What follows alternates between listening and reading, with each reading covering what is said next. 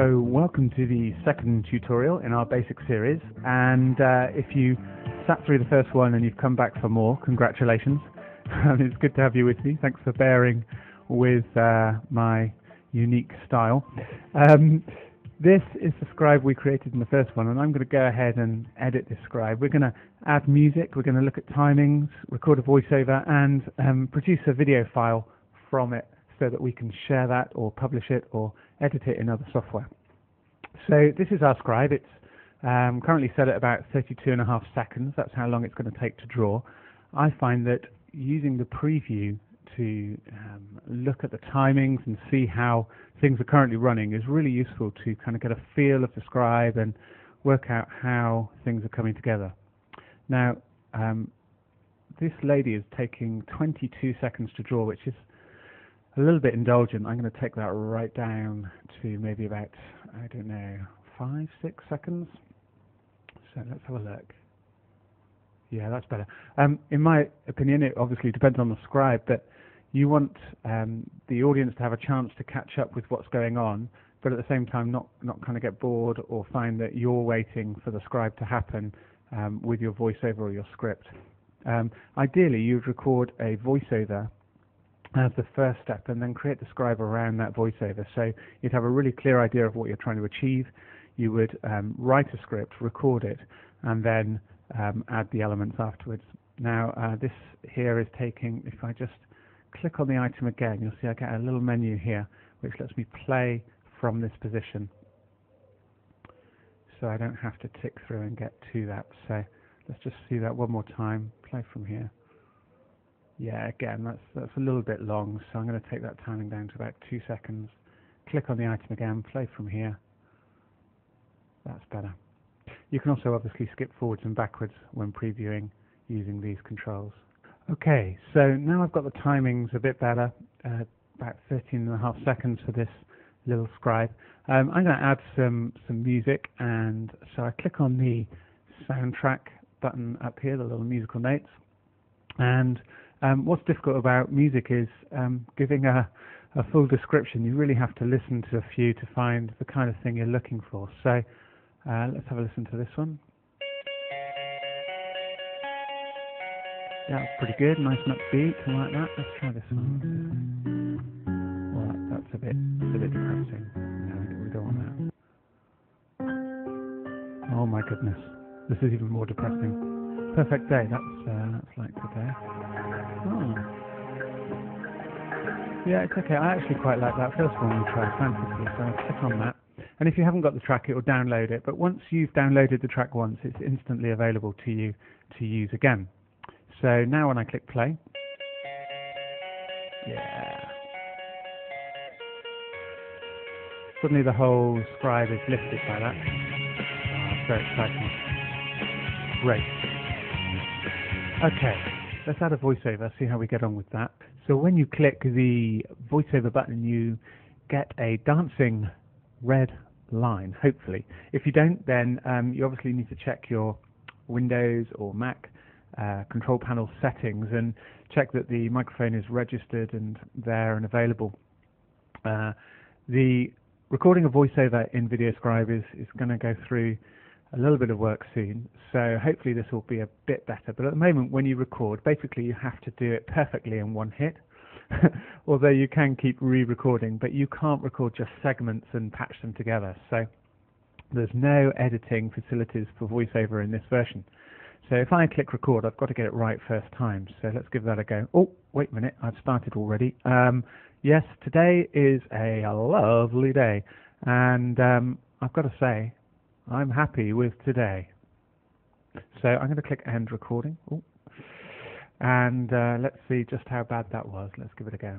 So let's give that a go. Oh, wait a minute, I've started already. Yes, today is a lovely day, and I've got to say, I'm happy with today. Now, I don't know if you noticed there, but it's quite hard to hear the voiceover with the music so loud. So that's what these little controls at the bottom are for. So if I click play again, give that a go. Oh, wait a minute, I've started already. Yes, today is take the music right down today, and I've got to say, I'm happy with today. So I'm going to click end record. Now obviously I'm sure you can do a better job with your voiceover than I did, but the important thing I think to note is that you control the volume levels of the two elements at the bottom there, and then that means when you come to produce your video you don't get that horrible clash of voices, of the soundtrack and the voice. Right, so now that we've got our scribe, we've got our audio mixed, I'm happy with that. What I want to do is produce it as a video file. So this button up here, create and share video, if I click that, because I'm a pro user I get all these fancy options over here, and if I just click create video it creates one with the default settings, but I'm just going to take you through these now. So the quality, if you're producing it, I would tick that up to 90% quality if you're producing it for a final version. The frame rate, 15 frames a second is fine, but I'm going to take that up to 25, which is the standard here in UK. You might want to take that up to 30, but I wouldn't go too crazy, and 15 frames a second actually works very well, but 25 is maybe a bit more professional.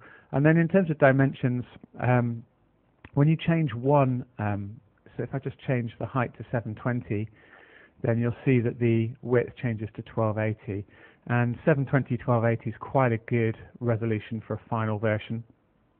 And then we've got one option, whether we want to zoom out at the end or stay on the text. So if I untick that, what will happen is when it produces it, it will just stay with the camera position on the final element, which means it will say I'm happy with today. If I tick zoom at end, then basically it zooms out to this wider screen. So I'd like to zoom on this particular one. And then I don't want the Video Scribe logo, and I don't want the Video Scribe end screen. I want this one completely unbranded, as is my right as a pro user. So I now click create video, and what happens is the sound data is mixed together and produced so that it uses those audio levels that I set when previewing. It does a nice fade out at the end and creates the audio as one piece. It then goes through and renders every frame that's in the video to create a QuickTime movie file. And what it does is it creates that locally in a data location, and then I can get to that file and create copies of it or publish it to different places. So I'm just going to let this render complete. We'll speed this bit up. So there is the zoom at the end, and then this is now in real time. You'll find that if there are frames that are the same as each other, they render a lot quicker. And now it gives me my publish options. So this first one is really useful. This allows me to save the video as a local file. If I click that, I can basically save it as a QuickTime movie, and it then adds it to my desktop, which is great. If I go back into create and share, I've now got two options. I can either create the video again, or I can publish the one that was created today. You'll see I'm in the office nice and early this morning. So if I click publish, it takes me back to this publish screen with the video that I've just created, and I can send it now to YouTube, Facebook or Dropbox. So if you want to do any further editing, or you want to share that file with somebody on your network or somebody by email, then you would use the save local. If you want to actually just publish it straight to YouTube, then you may as well click this and you can log into your YouTube account and it will publish it straight up there. This will post on your Facebook wall, and this will let you log into Dropbox and save it directly to your Dropbox account. And then finally, if I bring up the my browser here in Windows, I've got that QuickTime file that I created, and if I open that,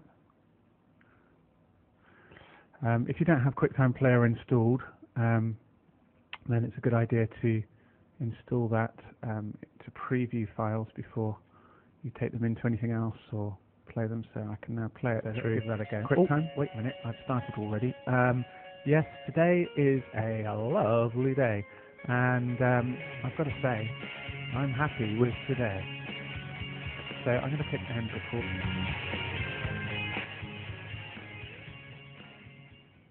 Not the best scribe you'll ever see in your life, but I hope it gives you the idea. And if you survived that, why not join me again for the next tutorial, where we'll go into a lot more detail.